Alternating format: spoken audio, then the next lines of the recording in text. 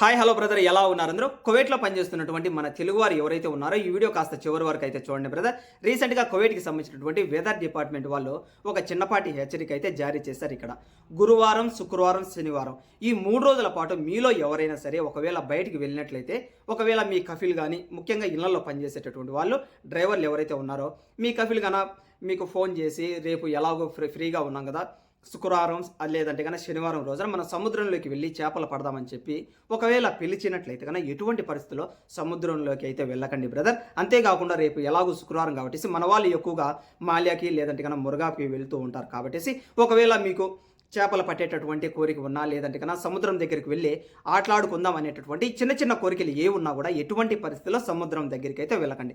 రీసెంట్గా కువైట్కి సంబంధించినటువంటి weather department వాళ్ళు చెప్పినటువంటి రిపోర్ట్ ప్రకారం ఏకంగా సముద్రం యొక్క అలలు చూసినట్లయితే కన్నా 6 అడుగుల హైట్, 6 అడుగులు అంటే కన్నా ఎంత హైట్లో అలలన్నీ వస్తూ ఉంటాయో ఒకసారి అయితే ఆలోచించేయండి.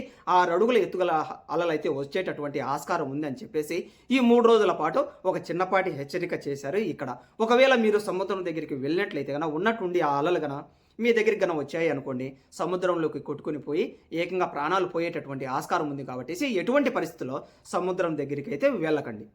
మీ కఫీల్ గాన ఒకవేళ మంచివాడు అయి ఉంటే కన్నా ఇల్లు కడకవినా లేదంటే కన్నా కార్లు కడకవినా కూడా ఏమీ కానీ అన్నట్లయితే కన్నా ఎటువంటి పరిస్థితుల్లో మీరు ఈ 3 రోజుల పాటు ఇల్లు కడగడం లేదంటే కన్నా కార్లు కడగడం వంటి పనులు అయితే ఆఫ్ చేయండి బ్రదర్. రీసెంట్గా కువైట్కి సంబంధించినటువంటి వెదర్ డిపార్ట్మెంట్ వాళ్ళు ఇచ్చినటువంటి రిపోర్ట్ ప్రకారం ఈ 3 రోజుల పాటు కువైట్లో ఉన్నటువంటి వివిధ ప్రాంతాల్లో వర్షం పడేటటువంటి సూచన కూడా ఉన్నదని చెప్పేసి మరొక సూచన కూడా చేశారు కాబట్టి ఈ 3 రోజుల పాటు కాస్త దూరంగా ఉండండి.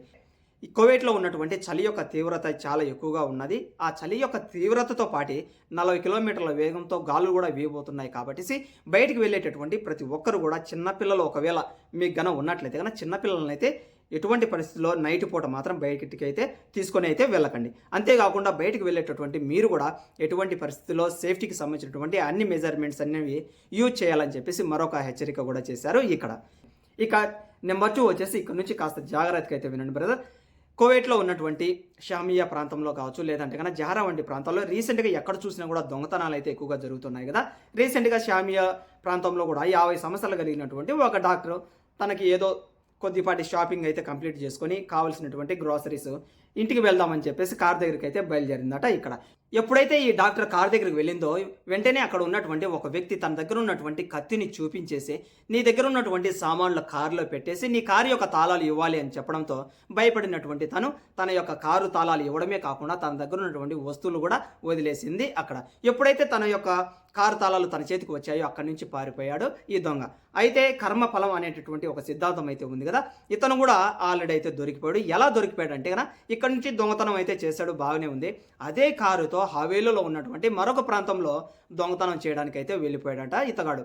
ఇక తప్పించుకునేటటువంటి ప్రయత్నంలో కార్ని రివర్స్ తీసేటటువంటి సమయంలో అక్కడ యాక్సిడెంట్ ఎప్పుడైతే అయిందో వెంటనే అక్కడ ఉన్నటువంటి కొంతమంది పోలీసు వాళ్ళకైతే కంప్లైంట్ అయితే చేశారు. ఈ విధంగా మా పార్కింగ్లో ఉన్నటువంటి ప్లేస్ని డ్యామేజ్ చేశాడు అని చెప్పడంతో వెంటనే అక్కడ వచ్చినటువంటి పోలీస్ డిపార్ట్మెంట్ వాళ్ళు అరెస్ట్ చేశారు. ఎప్పుడైతే తనని అరెస్ట్ చేశారో ఆ కారును బాగా క్షుణ్ణంగా పరిశీలించారు ఇక్కడ. ఎప్పుడైతే ఆ కారును పరిశీలించారో ఆ డాక్టర్దే అని తెలియడంతో ఆ కార్ని అదేవిధంగా ఆ దొంగను కూడా అరెస్ట్ చేసేసి ప్రజెంట్ వచ్చేసి పోలీస్ స్టేషన్లో ఉంచారు ఇక్కడ.